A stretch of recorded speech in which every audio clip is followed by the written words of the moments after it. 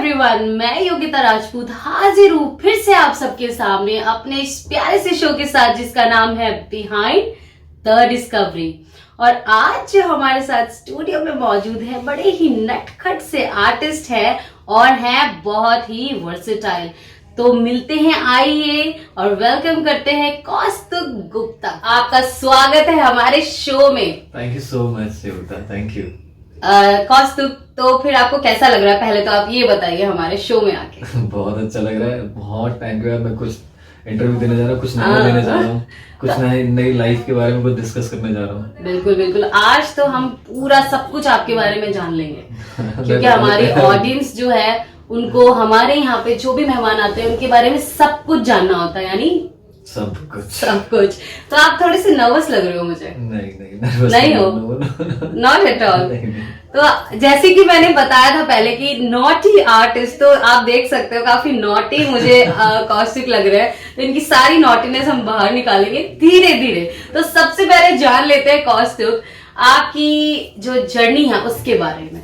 तो आप कैसे म्यूजिक फील्ड में आगे बढ़े, और सबसे पहले तो आप एक सिंगर हैं, right? And then you are into some other thing or not, like composition? I am doing composition, lyrics लिखना, गाने बनाना। इट्स अ फील कि वो कुछ आ जाता है, ऊपर वाला दे देता है तो वो लिख देता हूँ, बना लेता हूँ। ओके, तो आप कैसे इंस्पायर हुए, कैसे आए इस फील्ड में आप? और मेरी माँ से मुझे मिला ये सारी चीजें। मेरी माँ ने आगरा यूनिवर्सिटी से क्लासिकल में निपुण किया हुआ है। तो वो शादी से पहले हारमोनियम प्ले करती थी, गाती थी। तो उनसे मैं उनका पहला बेटा हूँ, बच्चा हूँ। तो जितनी उनकी अच्छी क्वालिटी थी म्यूजिक की, वो सारी मेरे अंदर आ गई। ओके, तो फादर, मतलब आपके फैमिली बैकग्राउंड में म्यूजिक पहले से ही है? हाँ, कह सकते हैं। माँ से मिला है, और कोई नहीं गाता है। ओके, तो मम्मी भी गाती हैं? हाँ, मेरे घर में सब गाते हैं, पर मम्मी ज्यादा अच्छा गाती है। वाह, तो आपने उनसे सीखा है? हाँ। Then studies 12th graduation, then फिर म्यूजिक में ग्रेजुएशन, उसके बाद बॉम्बे। वाह, दैट्स नाइस। तो हमेशा आई थिंक जो भी हमें फॉलो करना होता है उसके पीछे जो भी मेहनत होती है, स्टडीज तो उसके लिए कर ही लेनी चाहिए। You believe that? Yes, कर लेना चाहिए। तो आपका मतलब जो इंस्पिरेशन थी, आपकी आइडल कह सकते हैं, आपकी मदर रही है, राइट? तो मदर क्लासिकल सिंगर है, एंड आप भी क्लासिकल गाते हैं या? क्लासिकल जितना एक म्यूजिक को सीखने के लिए, समझने के लिए जो बेसिक्स नॉलेज होनी चाहिए वो मैंने ली है। लखनऊ में एक प्लेस है भातखंडी म्यूजिक यूनिवर्सिटी, तो वहाँ से 5 years का मैंने प्रॉपर क्लासिकल बेसिक्स ट्रेनिंग लिया है। उसके बाद म्यूजिक को मैंने आगे बढ़ाया धीरे धीरे। तो स्टिल आपका क्लासिकल में नॉट सो इंटरेस्टेड? नहीं, I am so much interested for classical. I am बहुत एंजॉय करता हूँ मैं गजलें, क्लासिकल कॉन्सर्ट्स देखने जाता हूँ। कि गुरुजी बोलते हैं मेरे कि सीखने से ज्यादा ना सुनने से आता है। बिल्कुल सही बात। तो मैं सुनता जाता हूँ, इसलिए कॉन्सर्ट एंजॉय करता हूँ, क्लासिकल गजलें सुनता हूँ। कहीं भी कुछ भी क्लासिकल की चीजें होती है मेरे कान चलने लगते हैं। क्या बात है। यूजुअली लोगों को आजकल के जो गाने बनते हैं यूजुअली बहुत ज्यादा क्लासिकल नहीं बनते हैं। तो आपको क्या लगता है, क्लासिकल भी होना चाहिए या जो चल रहा है वही ठीक है? क्लासिकल होना चाहिए, बट सीखने के लिए, नॉट गायकी वाइज। लाइक फिल्म में आप यू डोंट बिलीव कि क्लासिकल भी कुछ होना चाहिए? बट अगर जिसको उसकी नेसेसरी है तो होना चाहिए, वरना अननेसेसरी नहीं होना चाहिए। तो आजकल की जो स्क्रिप्ट्स है उनमें it is not required. Classical होना चाहिए, क्यों नहीं होना चाहिए, but depend on the script. तो स्क्रिप्ट की, वो स्क्रिप्ट की अगर डिमांड है तो फिर होना चाहिए, नहीं है तो फिर नहीं होना चाहिए। लाइक संजय लीला भंसाली फिल्म्स में क्लासिकल रहता है काफी। क्लासिकल उनका फुल पूरा ऑरा उनका क्लासिकल जोन का रहता है। उनका हर फील पसंद है मुझे उनका। तो बेस तो यानी हर आर्टिस्ट का जो बेस होता है वो तो क्लासिकल होता ही और होना भी चाहिए। You believe that, right? जो कर सकते हैं उनको करना चाहिए, जो नहीं कर सकते तो उनको करना चाहिए, ट्राई तो करना चाहिए कि हाँ क्लासिकल सीख सकें। क्योंकि बहुत बड़े बहुत बड़े आर्टिस्ट हैं, मैं नाम नहीं ले सकता, बट जिन्होंने आफ्टर सो मच बॉलीवुड बहुत सारा ले सकते हो नाम, इसमें कोई प्रॉब्लम नहीं है। शान दादा है हमारे, उन्होंने बहुत सारा काम किया है बॉलीवुड में। अब उन्होंने क्लासिकल चालू किया है। के हैं, बहुत सारे आर्टिस्ट ऐसे, बहुत सारे आर्टिस्ट, राइट? तो ये आपकी मदर आपकी फर्स्ट आइडल थी, एंड उसके अलावा किन्होंने आपको इंस्पायर किया इस फील्ड में आने के लिए? कोई सिंगर या जिनको आप ज्यादा फॉलो करते हो, ज्यादा सुनते हो? फर्स्ट रफी साहब, ओके, किशोर दा, सोनू निगम एंड अभी one and only Arijit Singh. Wow, so that means ये सब नाम तो ऐसे हैं जिन्होंने बहुत ज्यादा रोमांटिक में काम किया है, तो हमें ऐसा लगता है कि आपको भी रोमांटिक गाना गाना बहुत ज्यादा पसंद है। पर्सनल फेवरेट तो बहुत भरा हुआ है अंदर, हर फील का निचोड़ है मेरे पास, हर फील का निचोड़ है मेरे क्या पास। बात है। जैसा स्टेज जैसा फील वैसे वोकल्स वैसे गाने। वो दिख रहा है आपकी पर्सनालिटी में। आई डोंट नो गाइज आपको क्या लग रहा है, मुझे तो लग रहा है कि कौश तो काफी रियल लाइफ में रोमांटिक होंगे। पता नहीं, वो मेरी गर्लफ्रेंड जानती है। अच्छा, तो गाइस गर्लफ्रेंड भी, आई एम सॉरी गर्ल्स बुरा मान जाएंगे, हमारी तो देख रही है। कौशिक मानना भी चाहिए, एक की जरूरत है, मिल गई। क्या बात कर रहे हैं, मतलब बिल्कुल चांस ही नहीं है। No chance, oh sorry. Life partner बनाना चाहते हैं आप? क्या बात। फुल ड्रीम था मेरा ये कि जो मेरी गर्लफ्रेंड है वो मेरी फ्यूचर वाइफ बने, तो वही होगा। तो वो भी सेम फील्ड से है? She is a actress. अच्छा, सो वो अपनी तो दोनों हाँ, आर्टिस्ट ही हैं, बस फील दोनों के वे अलग अलग है। आर्टिस्ट है दोनों, एक पैरेलल उसमें ही चल रहे हैं, बट दोनों के फील अलग अलग है। That's तो it. अच्छा, तो आपकी ये पर्सनल लाइफ है कि आपकी ऑलरेडी गर्लफ्रेंड है जिनको ये लाइफ पार्टनर बनाना चाहते हैं, तो आपके गाने जो होते हैं तो फिर मुझे लगता है जब भी आप मतलब फील जो लेते हैं, लोग बोलते हैं कि हमारी लाइफ में एक स्टोरी होना जरूरी है, तो आपकी लाइफ में कुछ ऐसी स्टोरी घटना घटी है जिसकी वजह से आप यहाँ हो, या कोई लाइफ में प्रॉब्लम फेस की है जिनकी वजह से, कहते हैं ना कि एक राइटर भी जो होता है, लिरिसिस्ट, अपनी लाइफ की स्टोरीज के एक्सपीरियंस से लिखता है, तो कुछ ऐसा है? क्योंकि हमने जाना कि आप एक कंपोजर भी हो, तो कुछ ऐसी लाइफ के आपके बताइए किससे हमें।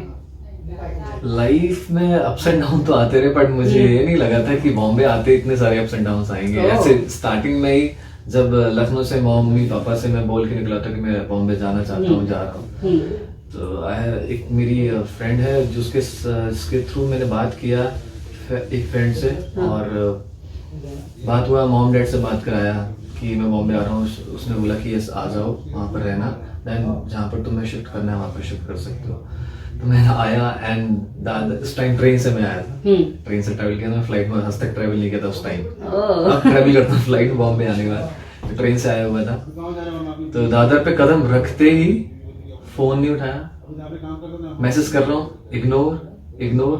8:30 मुझे अभी भी याद है, 9-10 बजे तक मैं आ गया था स्टेशन पे, एंड मैं फोन पे फोन कर रहा हूँ, नो रिप्लाई। मैं सुबह 4 o'clock तक मैं स्टेशन में बैठा रहा, 2 सूटकेस लेके, वॉलेट में कुछ कैश लेके बैठा रहा, एंड अननोन शहर। तो एक वो हो रहा था कि यार कैसे करेंगे, मॉम डैड को कैसे बोलेंगे, तो क्योंकि वो घर पर परेशान हो जाएंगे। तो ये सारी चीजें तो आपकी माइंड में होता है कि वापस चला जाता हूँ? नहीं, ये तो नहीं है कि वापस चले जाता, बट सोच रहा था अब करूंगा क्या। ये तो कि है, स्टेशन पे सो जाऊं कि क्या करूं, पर गॉड इज ग्रेट ऑलवेज। तो आगे की स्टोरी भी हम जानना चाहेंगे कि कैसे आप कहाँ आपको ठिकाना मिला। एक आंटी मुझे मिली थी ट्रेन में, जहाँ उतर रहे थे, तो उन्होंने एक लड़के से मिलाया था कि ये भी लखनऊ से है। वो लड़का किसी का वेट कर रहा था, जब मेरे साथ ये सारा सीन हुआ तो भी किसी का वेट कर रहा था। तो उसने मुझे अपना नंबर दिया, उसका नाम था प्रकुल, और मैं उससे उस टाइम मिला था, उसके बाद मैं आज तक नहीं मिला उस बंदे से। मैंने बहुत ढूंढने की कोशिश की, वो बंदे से नहीं मिला, नहीं मिला मैं उससे। मुझे तो लगता है गॉड आए थे, वो मेरी हेल्प करके चले गए। तो उस बंदे से मिला, मैंने उसको कॉल किया, उस पर ट्रस्ट किया, क्योंकि ट्रस्ट नहीं होता है, बिल्ड नहीं कर सकते आप एकदम से। आपके साथ ऐसा सीन हो गया, ट्रस्ट बिल्ड कर लो, नहीं हो सकता। देन वो अपने घर पे लेके गया मुझे, शेरे पंजाब अंधेरी ईस्ट। मैंने फर्स्ट टाइम तो अंधेरी देखा था उस टाइम, अभी तो अंधेरी से एकदम वाकिफ हो चुका हूँ। तो उस बंदे ने अपने घर रखा मुझे, प्रकुल ने अपने घर रखा 2 दिन तक। फिर उसने अपने फ्लैटमेट से मिलाया मुझे, देन वहां से मैंने पीजी से अपनी जर्नी चालू की बॉम्बे की। धीरे धीरे करके चालू किया। तो आपने कैसे स्टार्ट किया? पहले लोगों से मिलना स्टार्ट किया, किस तरह मतलब जुड़े, ये कड़ी कैसे जुड़ी आगे अच्छे लोगों से मिलने की? स्टार्टिंग में मैंने आते ही कॉलेज ज्वाइन किया था साउंड इंजीनियरिंग करने के लिए। अच्छा, क्योंकि मुझे टेक्निकल स्ट्रॉन्ग ज्यादा होना था, क्योंकि मैं किसी वे में ये नहीं चाहता था कि मैं कहीं से भी थोड़ा सा आगे काम करने आया यहाँ पर तो मैं डाउन फील करूँ। तो साउंड इंजीनियरिंग कंप्लीट किया, वहां से कुछ म्यूजिशियन फ्रेंड बने, धीरे धीरे किसी से मिलता रहा, किसी ने रिकमेंड किया कि हाँ ये इज अ सिंगर, ऐसा गाता है, वैसा गाता है, ऐसी चीजें हैं, वैसी चीजें हैं। तो रिकमेंडेशन होती गई। कभी मेरे को हाथ फैला के काम मांगने की जरूरत नहीं पड़ी मालिक की दुआ से। तो आप ये कहना चाहते हो अगर मुंबई आओ तो एम तो होना ही चाहिए, पर यहाँ पे आके कोई ना कोई ऐसा इंस्टीट्यूट या लर्निंग इंस्टीट्यूट या कुछ ऐसा ज्वाइन करना चाहिए जहां से आपके लिए रास्ते खुले, सही लोगों को आप मिल पाओ। यूजुअली क्योंकि क्या होता है, हम आ तो जाते हैं, हम किसी एक को जानते हैं जो हमें कह देता है कि हम तुम्हें इनसे मिला देंगे उनसे मिला देंगे, बट ऐसा ब्लाइंड ट्रस्ट करना सही नहीं है। ब्लाइंड ट्रस्ट नहीं करना चाहिए, अपने ऊपर आपकी खुद की गट फीलिंग बोलती है कि ये सही है कि नहीं है। चीजों को अच्छे से परखो, क्योंकि बॉम्बे सिटी है, जब तक अच्छे से परखेगी नहीं तब तक आपको देगी नहीं। पूरा रगड़वा दे। बहुत आजमाया है, आजमा रही है। I love Bombay, this is my second home after Lucknow, तो आई लव बॉम्बे। तो अपने आप को परखो, जानो और काम करो आगे, इस तरह कर्म भूमि। जो आपका फर्स्ट ब्रेक था, तो कैसे आप किन लोगों से मिले, किन्होंने आपको ये चांस दिया फर्स्ट गाना आपका गाने का? ऐसे एज अ बॉलीवुड ब्रेक मेरा थोड़ा सा बाद में आया, पर उससे पहले मेरा एक सिंगल आया था जो एज अ वॉइस ब्रेक था मेरा, कि एज अ सिंगर में इंट्रोड्यूस हुआ था। तो एक फेसबुक के थ्रू मुझे कुछ 2 बंदे मिले थे, उनको रिक्वायरमेंट थी फ्रेश वॉइस की और न्यू वॉइस की रिक्वायरमेंट थी, तो मैंने उनको दिया। और बालाजी में काम करते थे, तो मैंने उनको अपना वॉइस सैंपल भेजा, उन्होंने शाम को मीटिंग फिक्स की, हम मिले और उन्होंने अपना गाना सुनाया एंड हमने उस गाने को रिकॉर्ड किया। फैब में रिकॉर्ड किया था, अभी फैब चल रहा है, 2017 में फैब में रिकॉर्ड किया था। अच्छा। तो फैब में रिकॉर्ड करने का मॉर्निंग 4 o'clock 3 से 4 घंटे में पूरा गाना रिकॉर्ड हो गया था। और मैं अर्ली मॉर्निंग रिकॉर्डिंग थी। तो रिकॉर्ड करके मेरी मॉर्निंग फ्लाइट थी लखनऊ जाने की, तो मैं निकल गया लखनऊ, कि मेरे मॉम डैड की एनिवर्सरी थी उस टाइम। अच्छा। तो मैं निकल गया था एंड मैं उस गाने को भूल भी गया कि हाँ रिकॉर्ड हो गया, चल ठीक है, वो रिलीज करेंगे नहीं करेंगे, क्योंकि उसमें हमारा तो कुछ हाथ था नहीं, से मैं गाने गया था।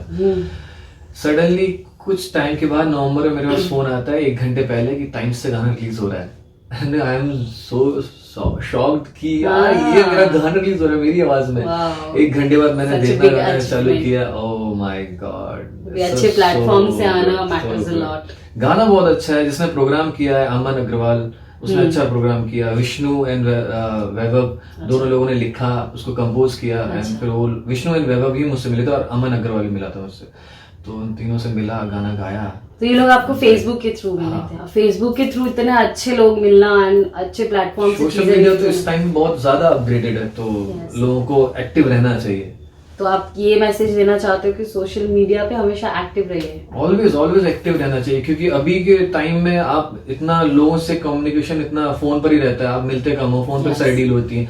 आपका कोई शो आया तो आप डेट ब्लॉक करते हो, आप पहले टाइम में आप मिलते थे, बैठते थे, सिटिंग होती थी प्रॉपर। अभी फोन पर सारी डील हो जाती है, आपको कुछ एक अपडेट करनी है, सोशल मीडिया लाइक्स सारी चीजें, तो सोशल मीडिया सबसे अच्छा प्लेटफॉर्म है। कितने सारे पेजेस हैं जो मैंने देखे हैं, लोग रिक्वायरमेंट डालते हैं, सिंगर की जरूरत है, गिटारिस्ट, तबला, ये तो वो, एक्टर्स के लिए, मॉडल्स के लिए, सब। तो सोशल मीडिया आप बिलीव करते हो कि काफी अच्छा प्लेटफॉर्म है लोगों से कांटेक्ट बनाने का? यस, है ना? सोशल मीडिया बहुत अच्छा प्लेटफॉर्म है, क्योंकि मेरे को जब मुझे काम मिला है तो लोगों को काम मिलता है, मिलता रहेगा। लोगों को फुल ऑन एक्टिव रहना चाहिए। मैं सोशल मीडिया पे एक्टिव रहता हूँ। मैं दिन भर में इंस्टाग्राम, हेलो ऐप, अपना फेसबुक, ट्विटर, सारी चीजें। ये सब पे आप हेलो पे गा के डालते हो, कुछ एक्टिंग भी कर लेते हो? No I am not doing any acting. TikTok बहुत डर लगता है मुझे एक्टिंग करने से, कैमरा आता है तो आई एम वेरी नर्वस, मैं बहुत नर्वस हो जाता हूँ। अभी आप मुझे नर्वस लग रहे हो, पर आप बोल रहे हो कि हो रही, तो ये एक्टिंग है इसलिए। तो मतलब कुछ तो है आपके अंदर, मुझे लगता है एक्टिंग का भी कीड़ा। पता नहीं, अभी तक तो मुझे तो नहीं लगता है। लोग बोलते हैं कि तुमको करनी चाहिए एक्टिंग, बट मैंने भी अब मैं अपने सिंगल्स जो करूंगा उसमें अपना फेस लॉन्च करूंगा, तो लोगों ने बोला है कि हाँ करना चाहिए, तो मैं लेकिन obviously I believe social media पे अगर आप आ रहे हो तो एक फुल पैकेज की तरह आना भी अच्छी बात है। और मैंने आपको देखा, आप काफी अच्छे परफॉर्मर हो, काफी एक्टिंग करते हो, मूव्स देते हो काफी अच्छे, और अच्छा परफॉर्म करते हैं कौस्तुक। तो आप लोग बुला सकते हैं इनको गिग्स के लिए आगे। तो कौस्तुक, आपने हमें काफी कुछ बताया। तो आपका ये जो सिंगल आया, उसके बाद आपको मूवी में भी चांस मिला? मूवी में चांस मुझे मिला फर्स्ट साजिद वाजिद की मूवी थी, एंड नानू की जानू मूवी, नाम अवैध थी। तो उसमें एक जगराता सॉन्ग था, तो उसके लिए गाने के लिए मुझे बुलाया गया था। मेरा फ्रेंड है राहुल कोठारी, एंड साजिद वाजिद का असिस्टेंट है वो। तो उन्होंने मुझे बुलाया कि ऐसे ऐसे वो कुछ डब करने हैं, डब किए। पता नहीं था उस टाइम की मूवी के लिए जा रहा है, पर डब कर दिया जाके, देन पता चला कि वो मूवी के लिए गया हुआ है, ऐसे से रिलीज हुआ तब पता चला। तो आई एम थैंक्स राहुल कि उसने इतना किया मेरे लिए। जगराते का आपने, यानी वो भजन था या क्या था? It's kind of bhajan type का, वो कमर्शियल सॉन्ग था। तो नवदुर्गों के टाइम मूवी रिलीज हुई थी, नवदुर्गों के टाइम में जगराता सॉन्ग गाया था मैंने। तो एज आई सेड ये वर्सेटाइल है, तो ये एक और प्रूफ हो गया हमारे पास, एक है ना, कि आप भजन भी गा रहे हैं, आप रोमांटिक सॉन्ग्स भी गा रहे हैं, पेपी नंबर भी गा रहे एक हैं। सिंगर को सब ट्राई करना चाहिए, जितनी उसकी लिमिट है उसको थोड़ा सा और पुश करना चाहिए अपने आप एक कुछ आइटम टाइप भी गाया है ना, और बहुत बड़े इंसान के लिए गाया है गाइस। तो हम आपके मुंह से ही सुनना चाहेंगे किनके लिए आपने वो गाया है। उससे पहले एक और चीज गाई है मैंने, अच्छा। जैमेट के लिए, प्रीतम चक्रवर्ती के लिए नेरोलिक का एड गाया था। उसके लिए बैकिंग वोकल्स के लिए बुलाया गया था मुझे।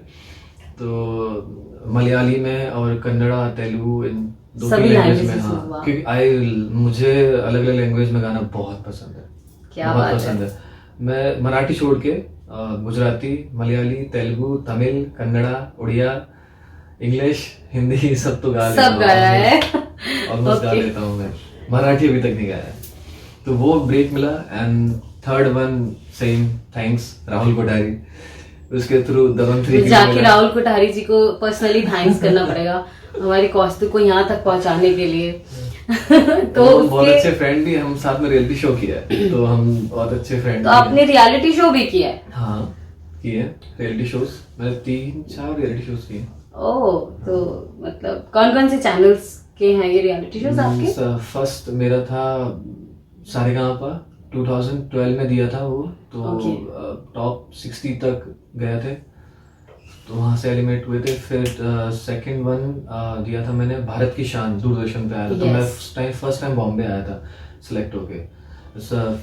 आजाद नगर में एक स्टूडियो बोली में, फ्यूचर स्टूडियो समथिंग करके, वहां पर शूट हुआ था पूरा उसका। तो वहां पर टॉप 50 में था, वहां से आउट हुआ, बैक टू लखनऊ। फिर उसके बाद मैंने ऑडिशंस नहीं दिए। फिर बॉम्बे आया जब, तो बॉम्बे आने के बाद मैंने इंडियन आइडल दिया। आइडल में गया अंदर तक, टॉप 100 तक, वहां से आउट हुआ। देन उसके बाद 2017 में मैंने दिया rising star, the first rising star दिया था। तो उसमें डिजिटल ऑडिशन के थ्रू टॉप 8 में गया था। टॉप 8 में गया था मैं वो। नाइस। उससे पहले एक और रियलिटी शो किया था, भूल गया सॉरी, जिसमें राहुल कोठारी और हम मिले थे। वो रियलिटी शो था सुर सागर करके। अच्छा। तो उसमें टॉप 10 तक गया था मैं, तो वो था। तो ये जो रियलिटी शोज होते हैं, इनमें एंट्री किस तरह होती है? आप क्योंकि इतने सारे कर चुके हो रियलिटी शोज, तो आप सजेस्ट कर सकते हो हमारे ऑडियंस में से कोई अगर सिंगर बनना चाह रहा है इनमें, क्योंकि यूजुअली काफी वो भी न्यूज फेमस है कि इसमें कुछ नहीं होता और सब सिलेक्टेड होते हैं ऑलरेडी। तो क्या आपका राय है इसके बारे में? जैसे मैंने बोला था, सोशल मीडिया बहुत एक्टिव है। यस। तो कुछ ऑडिशंस होते हैं, जैसे मैं राइजिंग स्टार में गया था डिजिटल ऑडिशन के थ्रू, तो सोशल मीडिया के थ्रू ही मैं गया था वहां पे सेलेक्ट होके। कुछ ऑल फेयर कि वो उनको कुछ वीडियोस उनको चाहिए, वीडियोस भेज दिए उनको, सिलेक्ट हुए। उन्होंने बुलाया कि हाँ ये हमारी स्टेज पे खड़े होने के लिए सही इंसान है। उनको पूरा वो फुल ऑन एक्स फैक्टर देखते हैं कि गायकी वाइज, लुक वाइज कैसा प्रेजेंटेशन है, टोटल परफॉर्मर की जब आप वहां पर एंटर होते तो प्रॉपर आपको 2-3 लोग जज कर रहे होते हैं, जो कि आपको पता भी नहीं होता है उनकी टीम में से।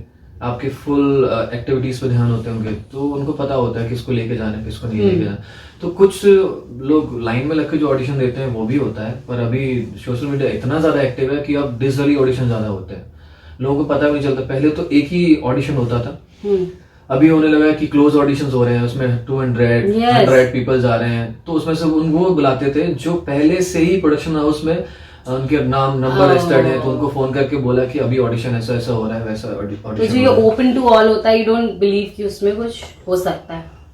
आई डोंट नो, बट मुझे उसमें इतनी जनता होती है, इतने लाइन में, आई थिंक वो लोग इतना थक जाते हैं, जजेस कितना थकते होंगे। टीवी पे टीआरपी के लिए उन्होंने एक जनता उनको मिल जाती है, तो वो प्रॉपर शूट कर, उनको एक शूट भी मिल जाता है, और कुछ लोग सिलेक्ट होकर अंदर से जाते भी होंगे। जैसे हम क्लोज ऑडिशन सिलेक्ट करके उन्होंने फिर लाइन में खड़ा कर दिया। क्लोज ऑडिशंस के थ्रू गए हो जब भी गए, तो that open to all you believe कि it's not fair, right? It's not fair, पर स्ट्रगल तो उतना हमें भी करना पड़ता है। क्लोज ऑडिशन के बाद हमें उसी लाइन में खड़ा होना पड़ता है शूट करने के लिए, ताकि उनको एक अच्छा एपिसोड मिल जाए। तो आप क्या सजेस्ट करोगे जो इस तरह रियलिटी शोज में आना चाहते हैं, उनको आप क्या सजेस्ट करोगे कि ऐसे ओपन टू ऑल में जाना सही है उनका, या किस तरह वो अप्रोच करे इंडियन आइडल वगैरह के? दोनों में ट्राई करना चाहिए कि डिपेंड योर उससे एक्सपीरियंस मिलेगा। एक्सपीरियंस मिलेगा कि दोनों पे ट्राई करना चाहिए कि आपके लक पे बहुत सारी चीजें डिपेंड करती हैं कि आपको नहीं पता कौन सा पर्सन आपको कहाँ से सिलेक्ट कर ले, आपको नहीं पता, तो दोनों में ट्राई करना चाहिए, चाहे वो क्लोज हो चाहे ओपन हो, ट्राई दोनों में करना चाहिए। बट जो आपके क्लोज ऑडिशन, साइलेंट ऑडिशन जो होते हैं, वहां तक पहुंचना मुश्किल होता है थोड़ा सा, बिकॉज उसके लिए आपको कॉन्टैक्ट चाहिए, राइट? उसके लिए लिंक्स चाहिए, बिना लिंक्स के आप नहीं कर सकते कुछ नहीं कर सकते। जैसे मेरे पास कोई फोन आएगा तो मैं बता सकता हूँ योग्यता एक ऑडिशन हो रहा है, हाँ, तो एक वो लिंक्स बन गया, आप किसी को बोल सकते हो। तो विदाउट मुंबई आए भी ये चीज हो सकती है? आराम से हो सकती है। मैं तो बोलता हूँ लोगों को बॉम्बे आने की जरूरत भी नहीं है। जो आ सकते हैं वो आए, जो नहीं आ सकते वो अपने शहर में रहकर बहुत सारा काम कर सकते हैं। तो वो कैसे वही सोशल मीडिया इतना ज्यादा एक्टिव है, आप बॉम्बे आओ, रहो, काम करो, आपको अपने शहर में, अपने शहर से भी काम। I have lots of friend जो अपने शहर में इतना काम कर रहे हैं, जो बॉम्बे में लोग रह के अपना पैसा नहीं कमा पा रहे शोज कर करके, वो लोग वहां रह के अपना शोज करते रहते हैं। कुछ कितने सारे फ्रेंड्स मेरे यहाँ से बॉम्बे से लौट भी गए हैं क्योंकि वो सर्वाइव ही नहीं कर पाए यहाँ पर। बहुत मॉनिटरी थिंग, मेंटली, फूड, बहुत सारी चीजें होती है, फैमिली खर्चा ज्यादा है एंड इनकम नहीं है, बहुत सारी चीजें होती है कि आप सोच के तो आते हो कि ये चीज करनी है, बट आप अगर वो चीज नहीं मिलती है तो आप फिर फ्रस्ट्रेट होते हो। तो उस चीज को संभालने के लिए आपको 2-3 चीजें करनी पड़ती हैं। तो इतना काम लेके आओ अपने अंदर टैलेंट भर के कि आपको यहाँ के मेहनत नहीं करनी पड़े, सिर्फ काम के लिए मेहनत करना पड़े। ये नहीं कि यहाँ पहले से आप ट्रेन हो क्या, यहाँ आके ट्रेनिंग लेने से मतलब अपने शहर से आप बचपन से ग्रो हुए हो, वहाँ सीख के यहाँ पर काम करने हो। बिकॉज ऑब्वियसली काम करते करते एक्सपीरियंस मिलता रहेगा आपको, सीखते भी रहोगे पर एक्सपीरियंस भी मिलता रहेगा। तो अपने शहर से प्रॉपर सीख के आओ और यहाँ पर आके काम करो। सीखना बहुत जरूरी है, सार हमारी बातों का यही है कि सीखना बहुत जरूरी है, और सीखने के ऊपर उसको सुनना और उसको प्रैक्टिस करना, रियाज करना, वो बहुत जरूरी है। चाहे आप म्यूजिशियन है, चाहे आप सिंगर है। तो कौस्तुभ, ये तो बहुत ही प्यारी प्यारी और अच्छी अच्छी बातें, हमें लेसन्स भी मिले हैं आपसे, बहुत अच्छा लगा जानकर। तो आपका जो पटाखा है वो फोड़ दीजिए कि आपने फाइनली लेटेस्ट अभी क्या काम किया है और किनके लिए गाया है। Latest thanks for Rahul Kothari, उसकी वजह से मिला मुझे। तो मैंने अभी लेटेस्ट 333 मूवी में सलमान खान की मूवी के लिए एक आइटम नंबर गाया था। उसमें 5 सिंगर हैं, उसमें एक नाम मेरा भी है। मुन्ना बदनाम हुआ डार्लिंग तेरे लिए। वाओ, सो शेयरिंग वोकल्स हैं आपके उसमें, which is very big achievement.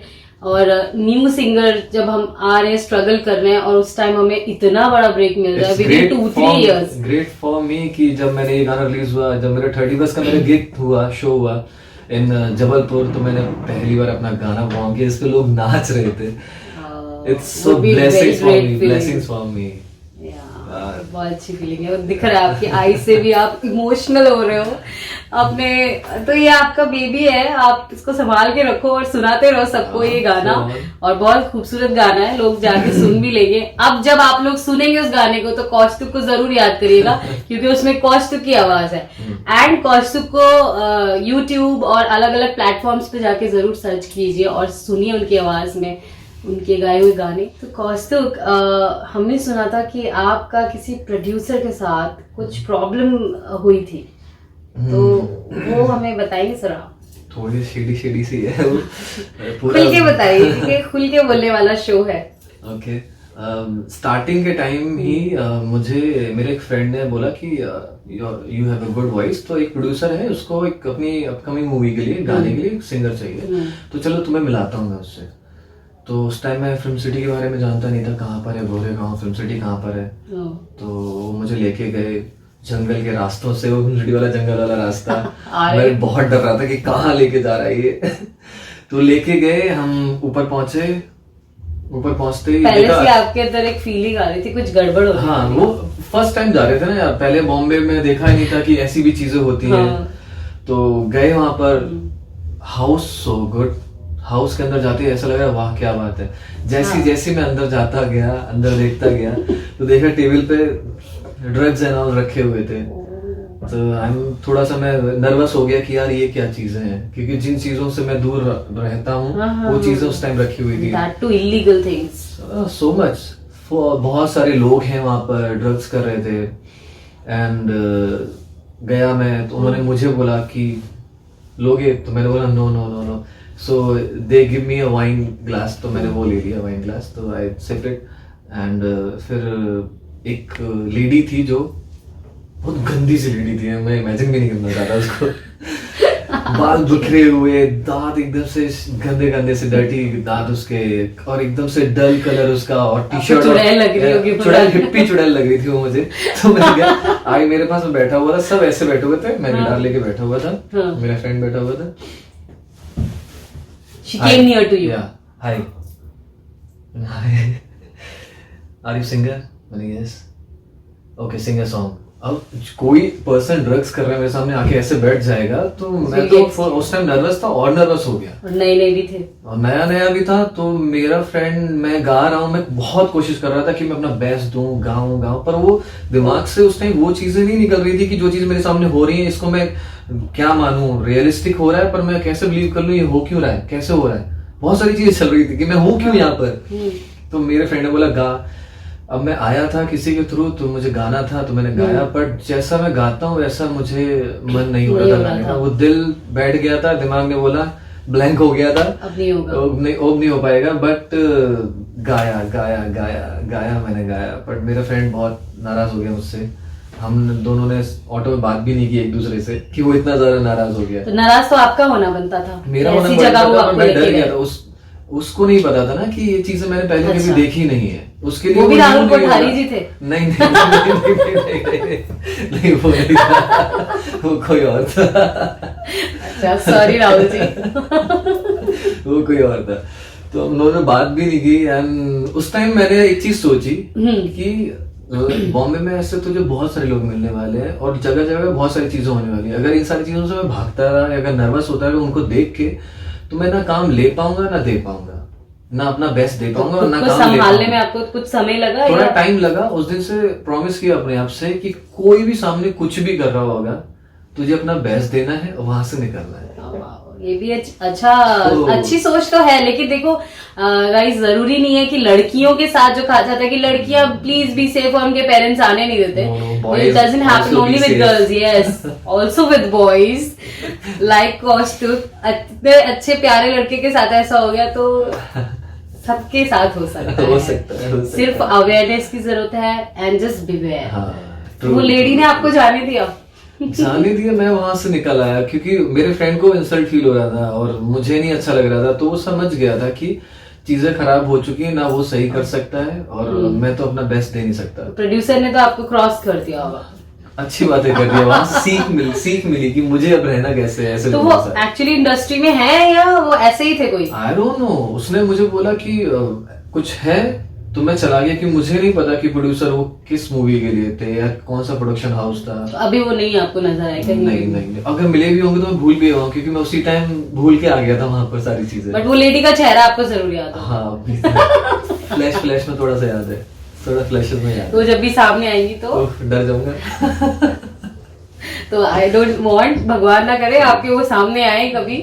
तो ये तो एक किस्सा था, और आपके साथ बहुत इस तरह के किस्से हुए, मुझे ऐसा लगता है बहुत सारी चीजें हुई हैं कि अभी तो एकदम से याद भी नहीं आ रहा कि इतनी सारी चीजें खराब भी हैं और बहुत सारी चीजें अच्छी भी हुई हैं, तो किनको याद करूं। खराब चीजें हैं तो वर्स्ट में से ये एक था। हाँ, तो मेरे लिए वर्स्ट। यस, और ये आपको वर्स्ट चीजें हम याद दिला रहे हैं, लेकिन आपके एक्सपीरियंस से हमारे ऑडियंस सीखेंगी, तो आप और कुछ भी बता सकते तो बता। और मुझे ड्रीम लेके आया था कि लखनऊ से कि मैं शंकर महादेवन या सुरेश वाडकर से सीखूंगा, तो मैं 2 साल ट्राई किया शंकर महादेवन के, तो उन्होंने सीधे मना कर दिया कि वो सिखाते नहीं। अच्छा, वो सिर्फ ऑनलाइन क्लासेस होती हैं और वो सिखाते नहीं पर्सनली। तो मैंने उन पर क्रॉस लगा दिया कि ये तो नहीं हो सकता। सेकंड आजीवासन, जहाँ पर सुरेश वाडकर जी सिखाते हैं, तो मैं 2 साल लगातार उनके पास भी गया। एक दिन वक्त मिला उनसे मिलने का, बारिश में भीगते गया था मैं, वही जुलाई अगस्त का टाइम चल रहा था, पूरा भीग गया था मैं, कांपते बैठा, उन्होंने बैठाया, अब एक मैट दिया मुझे बैठने के लिए, बैठा मैं घुटने के बल उनके, उन्होंने पूछा कहाँ से आए हो, क्या नाम है, सारी चीजें उन्होंने कुछ सुनाया, तो उन्होंने बोला ठीक है बाहर जाके बैठो। मैं बाहर जाके बैठा और उन्होंने किसी को बोल दिया कि उसको बोल दो कि 3rd ईयर में एडमिशन मिलेगा। तो मैंने सोचा कि मैं 3rd ईयर तो करके आया हूँ वहां से, अब मैं 3rd ईयर में नहीं जाना चाहता बिल्कुल भी, और वो ड्रीम था कि मैं सुरेश वाडकर से पर्सनली सीखूं। भले एक क्लास हो महीने की, पर एक क्लास उनसे ही चाहता था मैं, कि उनसे अगर थोड़ा सा भी 15 मिनट का भी ज्ञान ले लूंगा ना, वो मेरे महीने के लिए काफी होगा, उस चीज को रियाज करता रहूंगा। तो मना हो गया, मैंने उस टाइम हाथ जोड़े उनके सामने ऐसे, मैंने सीखूंगा तो सुरेश वाडेकर से सीखूंगा, वरना मैं गुरुजी के बिना किसी से नहीं सीखने तो वाला। सुरेश जी को आपने प्रणाम कर दिया, हाथ जोड़ लिए उनके आगे। तो ये काफी दुख भरी दास्तां आपकी चलती रही। तो कभी राह में कोई आपको संभालने के लिए मिले शख्स, कोई ऐसा?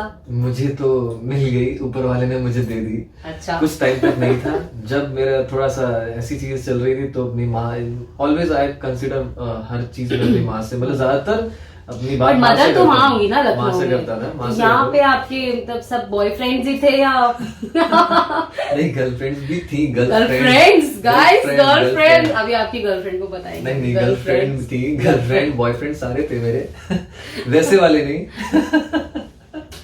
बॉयफ्रेंड एंड गर्लफ्रेंड थे, सारे थे। पर मैं थोड़ा सा कम बात करता हूँ, तो लोगों से दूर ही रहता हूँ कि हाँ ठीक है, ओके ओके ओके ओके। लगता नहीं है मुझे आप दूर रहते होंगे। नहीं, मैं लोगों से दूर ही रहता हूँ कि नहीं, पता नहीं कौन क्या कब बुरा मान जाए, इसलिए पहले से हाथ जोड़ देता हूँ। सेकंड, हमारी मोहतरमा हमें कुछ टाइम पहले ही मिली है। हमारे एक फ्रेंड के घर पे मिली थे, तो हम मिले, और उस टाइम दिल नहीं, उस टाइम तो हमारे बीच में नॉर्मल सी कन्वर्सेशन हो गई थी, उसमें थोड़ा सा आर्गुमेंट्स भी हो गए थे उस टाइम, तो हाँ ठीक है ओके। तो किस तरह की आर्गुमेंट्स हुई वो बताइए जरा हमें। ऐसी चीजें तो जल्दी मुझे याद रहती नहीं है, बट थोड़ा सा थॉट एक याद है मुझे कि कुछ म्यूजिक से रिलेटेड मैं कुछ शेयर कर रहा था, तो उसको अच्छा नहीं लग रहा था कि कैसी बातें कर रहे हैं यार, ये ऐसे कैसे बात कर सकता है। बिकॉज मैं अपना एक्सपीरियंस शेयर कर रहा था, मेरे लाइव गिग्स का कुछ इंसिडेंट हुए जो मुझे अच्छे नहीं लगे। अच्छा। तो उस पर रिएक्शन किए, यार ये ऐसे कैसे, ऐसे कैसे, ऐसे कैसे, तो ये सारी चीजें हो गई थी। तो मुन्ना बदनाम हो गया था उस वक्त तो इसलिए आपको वो गाना भी मिल गया। हाँ। उसके बाद तो she is lucky for you. Yes, मैं उसको बोलता हूँ you are my lady luck. वाह। तो कौस्तुभ, आज आपके साथ बातचीत करके बड़ा मजा आया, और जितना हो सका मैंने तो अपने ऑडियंस को बता ही दिया कौस्तुभ के अंदर के राज। और अब कौस्तुभ, क्योंकि समय की हमें कमी है, तो इसी के साथ हम विदा लेंगे अपने शो के साथ, और आप सबके साथ हम बने रहेंगे, लेके आएंगे फिर से बहुत अच्छे अच्छे कलाकारों को, और आप सब बने रहिए हमारे शो में जिसका नाम है बिहाइंड द डिस्कवरी।